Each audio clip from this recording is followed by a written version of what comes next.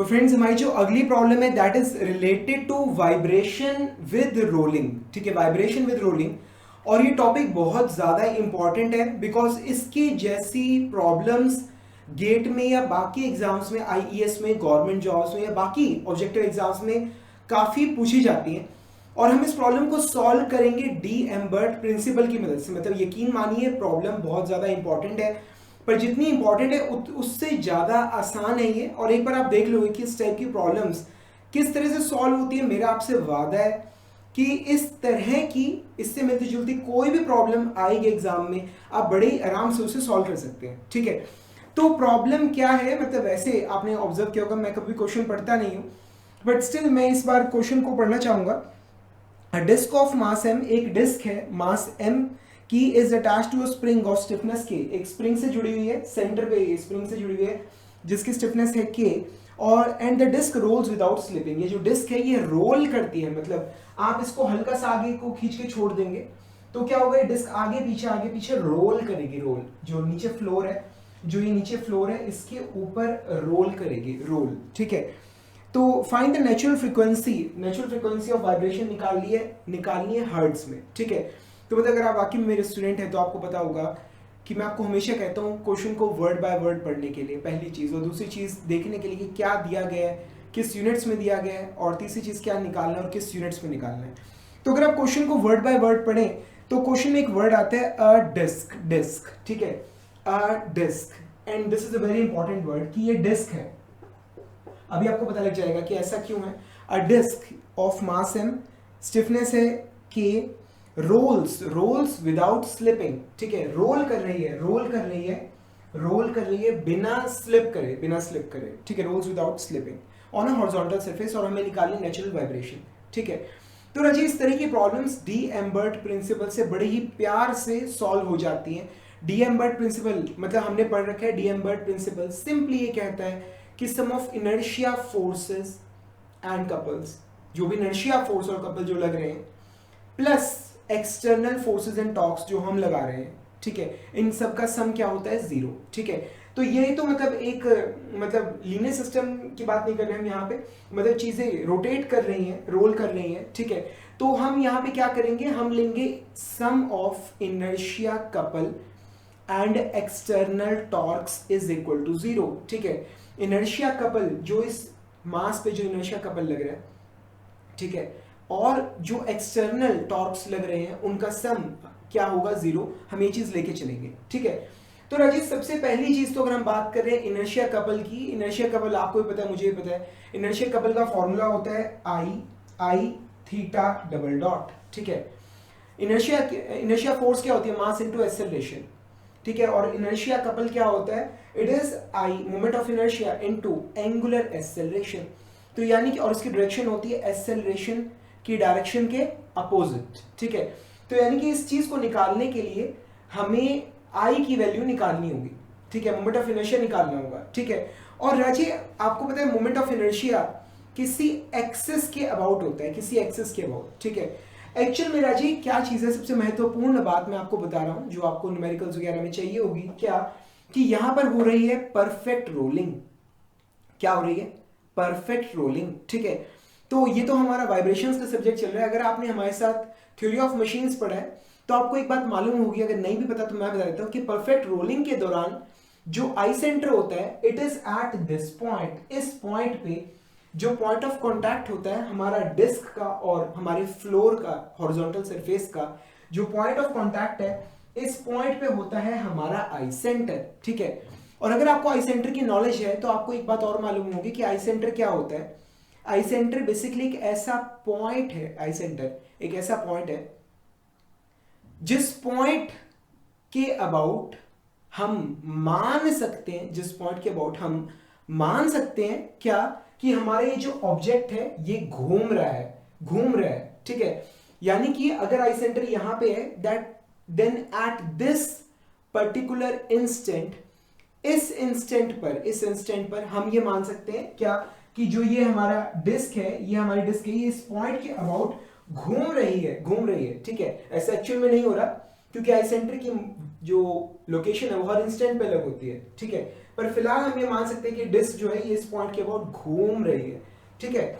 So as a result अगर ये घूम रही है, ठीक है, तो जैसे ये डिस्क इस तरफ घूमेगी, क्लॉकवाइज घूमेगी, ठीक है, इस पॉइंट के अबाउट, ठीक है, तो ये जो मेरा सेंटर है, सेंटर, इसकी लोकेशन यहां आ जाएगी, इसकी लोकेशन यहां आ जाएगी, ठीक है। So this will be my angular displacement theta, ये क्या आएगा मेरा एंगुलर डिस्प्लेसमेंट थीटा। और जो मेरा स्प्रिंग है वो एलोंगेट हो जाएगा, स्प्रिंग एलोंगेट हो जाएगा। राजीव बता सकते हो स्प्रिंग के अंदर एलोंगेशन कितनी आएगी? स्प्रिंग के अंदर एलोंगेशन कितनी आएगी? बिल्कुल सही बताया आपने, it will be this distance यानी radius r multiplied by theta. तो ये एलोंगेशन डेल्टा ये कितनी आ रही है हमारी r इंटू थीटा, ठीक है। अब क्योंकि राजे, क्योंकि जो ये घूमना फिरना जो चल रहा है ये इस पॉइंट के अबाउट चल रहा है, तो जो मुझे मोमेंट ऑफ इनर्शिया चाहिए, जो मोमेंट ऑफ इनर्शिया चाहिए वो भी मुझे इसी आई सेंटर आई के अबाउट चाहिए होगा। ये चीज आपको समझ आ गई है, ठीक है।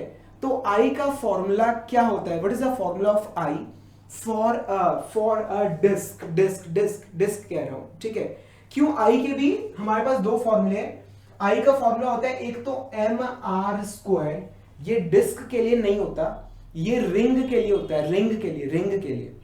ध्यान रखिएगा क्वेश्चन में दिया क्या गया है, रिंग या फिर रिम। रिम साइकिल का रिम होता है ना, रिम बीच में से हॉलो होता है, कॉर्नर्स पे मास होता है, उसके एंड्स पे मास होता है, ठीक है। रिंग या रिम के लिए है mr², और डिस्क के लिए क्या होता है? डिस्क के लिए क्या होता है? हाफ mr², ठीक है, हाफ mr²। पर यहीं पे जनरली गड़बड़ हो जाती है। क्या?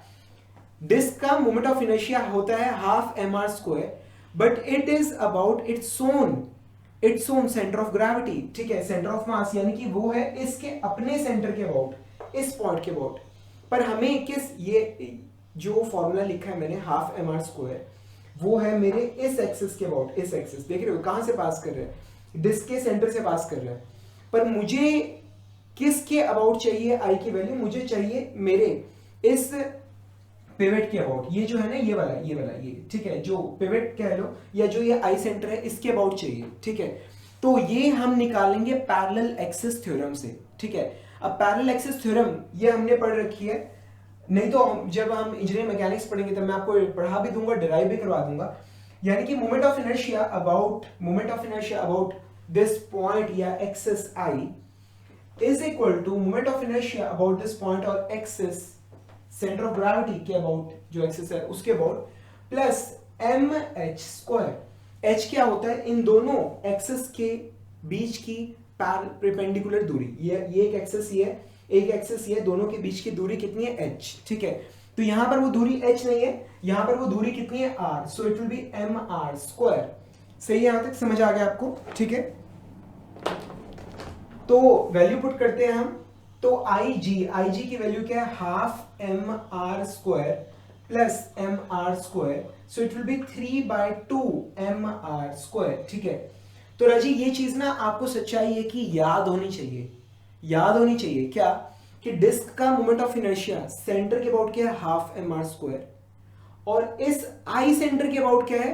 3/2 mr², क्योंकि ये वाइब्रेशन के क्वेश्चंस में बहुत ज्यादा यूज होगा, बहुत ज्यादा, ठीक है। तो अभी तो मैंने आपको डिराइव करके दिखाया, moment of inertia about I centre is equal to 3/2 mr², मैंने डिराइव करके दिखाया, पर आपको ये चीज पता होनी चाहिए, ठीक है। तो ये आ गया हमारा मोमेंट ऑफ इनर्शिया का फॉर्मूला अबाउट आई सेंटर आई के अबाउट फॉर्मूला क्या आ गया? 3/2 mr², ठीक है। अब आई सेंटर का हमने निकाल लिया। अब just what we need to do is apply D'Alembert principle. हमें डी एम्बर्ट प्रिंसिपल अप्लाई करना है, ठीक है। आई की वैल्यू मैंने निकाल ली है 3/2 mr²। बस मुझे डी एम्बर्ट प्रिंसिपल अप्लाई करना है, जो कि क्या कहता है? Sum of inertia forces and torques and external applied forces and couples is equal to 0, ठीक है। तो अब क्या चीज है? अब मैं निकालता हूं इनर्शिया कपल कितना लग रहा है इस डिस्क के अबाउट। अब क्या चीज है राजी? ये जो डिस्क है ये घूम रही है क्लॉकवाइज, मैंने डिस्प्लेसमेंट पॉजिटिव मानी है क्लॉकवाइज, मैंने एंगुलर वेलोसिटी पॉजिटिव मानी है क्लॉकवाइज, मैंने एंगुलर एक्सेलरेशन भी पॉजिटिव मानी है क्लॉकवाइज, ठीक है। तो अगर एंगुलर एक्सेलरेशन है क्लॉकवाइज, तो आप मुझे बताइए इनर्शिया टॉर्क किस डायरेक्शन में लग रहा होगा, अगर एंगुलर एक्सेलरेशन है क्लॉकवाइज तो इनर्शिया टॉर्क लग रहा होगा in anti clockwise direction, anticlockwise, so it will be minus I theta double dot, ठीक है। माइनस क्यों आया, क्योंकि मैंने क्लॉकवाइज पॉजिटिव माना है, तो इनर्शिया कपल मेरा एंटी क्लॉकवाइज डायरेक्शन में लग रहा होगा, तो so that's why I have written minus I theta double dot, ठीक है।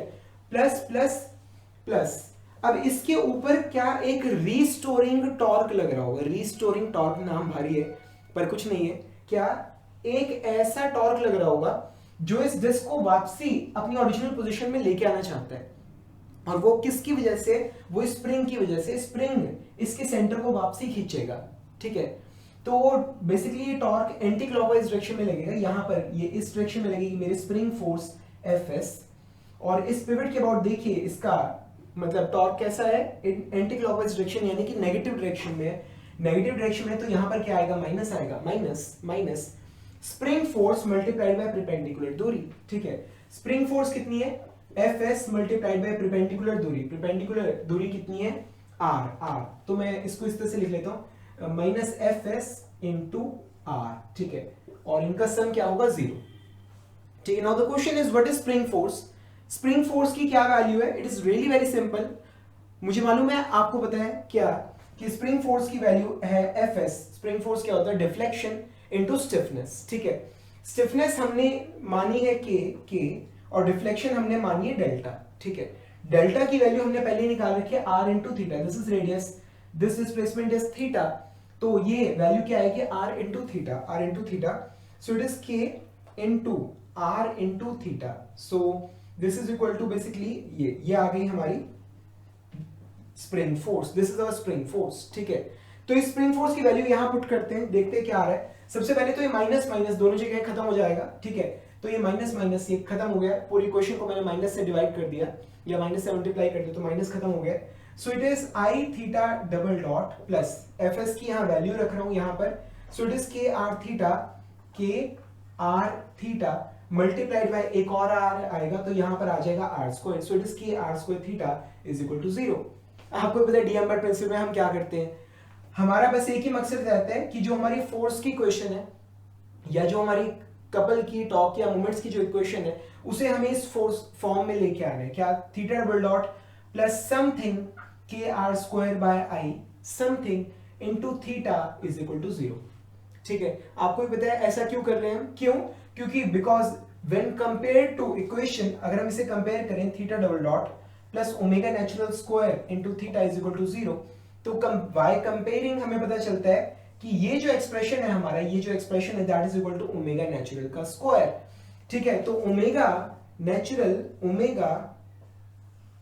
नेचुरल की वैल्यू क्या आ गई, it is square root of K R square by I, ठीक है, के आर स्क्वायर बाय आई, ठीक है। और आज ये आई की वैल्यू हमने निकाली थी, आई की वैल्यू हमने कितनी निकाली थी, it is 3m R square by 2, ये हमने वैल्यू निकाली थी, आर स्क्वायर से आर स्क्वायर कट गया, आर स्क्वायर से आर स्क्वायर कट गया, ठीक है।